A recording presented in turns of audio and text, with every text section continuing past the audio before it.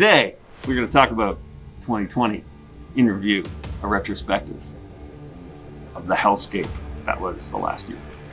2020. Well, it started off I'm going to take this off. Great. We were in the best place we'd ever been as a company. So DMG was rocking. We were busy. We had a great crew. 2020 started off well. Q1 was great. We came off a good holiday season. We launched Fire Dragon. It was our first limited offering Kickstarter. The first kind of new model that we're going forward. So no unlimited Kickstarters anymore. Very controlled, very limited. A really good quarter for us, and it was actually shaking out to be like a really nice pivot point for Dogmite. We finished a bunch of other stuff. We finished B2B. We had Altered Carbon. We were part of their Kickstarter. We had a lot of screens to make for them. We finished that, some other B2B projects. And it was good. Everything was going really nice. We were on the rails. Everything was good. And then this thing happened. It was March. Everything was going great. And then the pandemic hit. Our sales went in the shitter that week. Yeah. Everybody was uneasy. We came in on a Monday after you and I met that Sunday night and decided to close the doors of the business. We anticipated a state mandate shutdown. We're in essence a manufacturer. And luckily enough, we didn't bear the brunt of it like a restaurant or something like that. But we came in one day and we had to lay everyone off, the whole staff. Unemployment system in Michigan was getting smashed. And we knew it was coming. We knew that our employees would be thrown into that cesspool of a system. We came in on Monday morning and we closed the shop. We gave them all the info they needed for the unemployment, for the business, for them to get through, and basically laid everybody off. COVID. We had no idea when we'd reopen. And I think it was 2 hours after we closed that the governor shut down non-essential manufacturing, which evidently gaming accessories is non-essential manufacturing. And that was a very, very difficult day. I like to think that Mike and I have accomplished a lot here at Dogmite and kind of gotten better and have done a lot of hard things along the way, but laying off your entire staff, that's one of the hardest things I've ever done in my life. I hope I never have to do it again. Yeah, it was tough. We were closed. And our sales, obviously, who's going to buy from a company that's closed? But we still actually sold some things. Thank you, anyone who bought during that period. Our income tanked. We lost 70% of our sales in April. And that's not a viable business model. No, we were really fearing for the future and the future of our employees. Which is really scary when you can't stay open to manufacture product. So that was kind of how that started. And it carried on that way for a number of months. I think it was 2 months before we were allowed to reopen again because we were a manufacturer. We had good space. We're one of the lower risk categories. I think it was a Sunday night in May, and the governor announced that we could open again, and we opened Monday. Thanks for the amazing delay and warning. That's fantastic. The whole crew basically came back, but at that point, our sales were still low. It's not like they climbed majestically back up when we reopened. You know, it's an interesting thing when you're forced into a spot where you are forced to make really difficult decisions.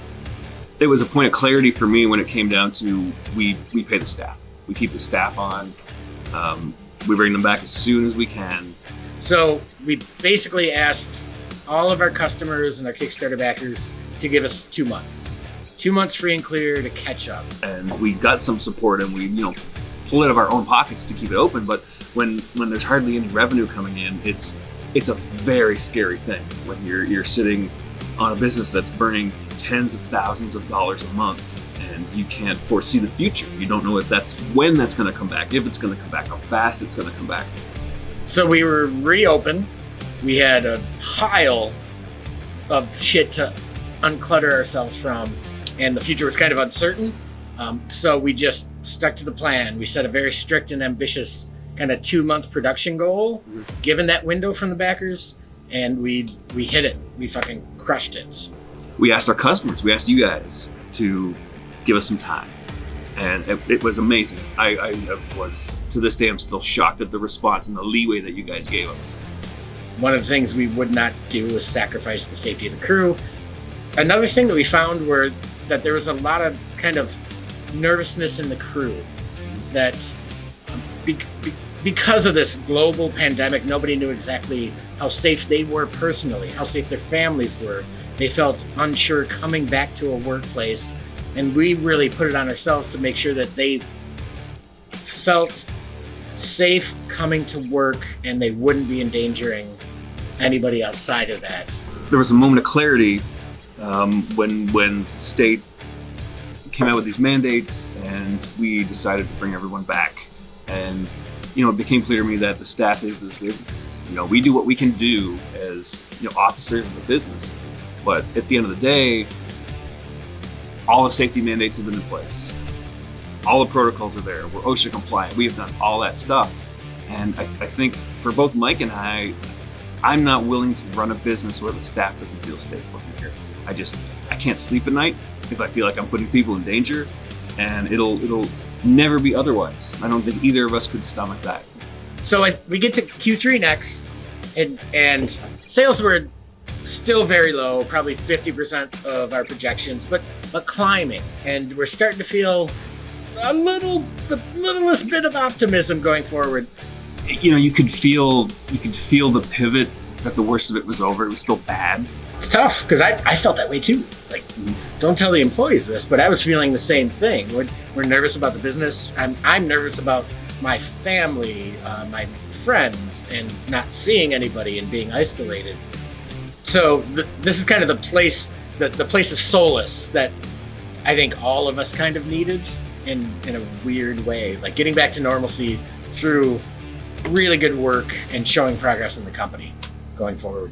I was not pleased with the national leadership at all as far as setting the right tone for the nation. I think that kind of went through the crew as well. We heard that a number of times, and we wanted to be kind of that safe harbor. And on reflection, it really forces you to understand the kind of leader that you are, that you need to be, and the lengths that you can go to after the country's on fire.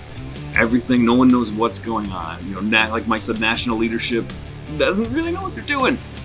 And we have to burden all that and come in here and, again, provide the safe environment, provide the leadership. Despite all the shit that was going on in the outside, we kind of felt we were back. We released the Scry system, which we'd wanted to do for 3 years. So it I don't know, in a weird way, it kind of let us evaluate what we viewed as important in the business. Yeah, I think the turning point was October. You could kind of feel some momentum in society or in politics or in something where people kind of were getting some confidence back. And we did the Spellbound Kickstarter, another limited Kickstarter, and followed that up with the Halloween Lantern, our first kind of Halloween special edition thing. We were really pleased with that. And then we hit the holidays, and they went great. And come November, December, we're back on 8 cylinders. Like, we're firing all day long, and customers are back, and people are excited, and we can release new product and do holiday stuff. Pretty excited. Production was the best it's ever been, going into the holidays and going through the holidays. I think people are just happy to have some consistency, and are kind of starting to look to the future again. Have some hope. And I think if there's anything that we can do to kind of embody that for you guys, for the customers, and for the staff, that's kind of our vision moving forward. It really, the capper on all of that in Q4 was Joe Manganiello's screen, which is insane. That's like a dream of ours to do work for somebody that high profile. It's so complimentary, especially to get someone who's like been doing it for so long and is so involved in the community to come and like ask us to do this thing. It was great. It was awesome to see the staff's reaction to it, and we shot a bunch of video and did the full thing with everybody there. Everybody got to touch the screen as it went through, which was really, really fantastic. And then the week later, Stranger Things kind of came asking us to do work for them, and that's just truly mind-blowing for us and something we never thought we would do. And we had like a really narrow window to do it, but it was such a feeling of optimism and appreciation, and again, looking forward to the future, like the hope that things are going to get better. The crew got excited. I remember announcing it in our Friday meeting to the crew, and you could see the excitement on their faces. And I think it's kind of the kind of culmination and the real kind of level cap that we needed on top of 2020 to end it off in a good note, with progress, with optimism for the future. And that kind of, for me, summed up the end of 2020 on the whole. It was really bad and really difficult, but things are going to be fine.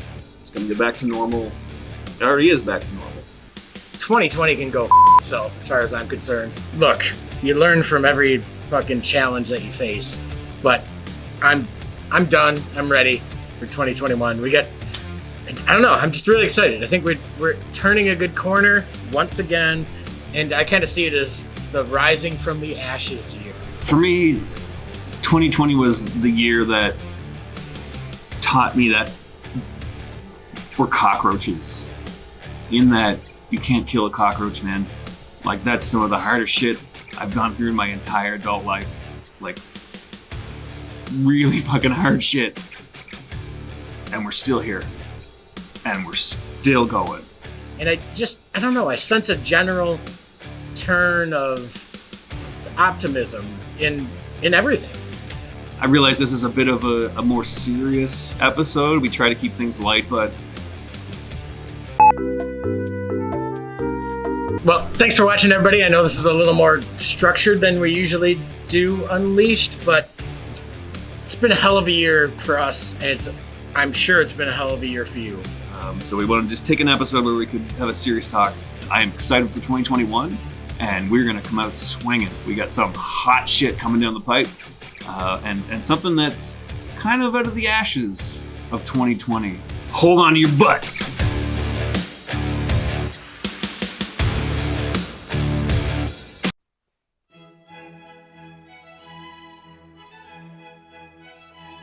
Get incredibly blackout drunk every time you play. Only then can you truly lose yourself in your character, and all the other players will love the show as your life falls apart. You'll also forget all the bad things that happened that session.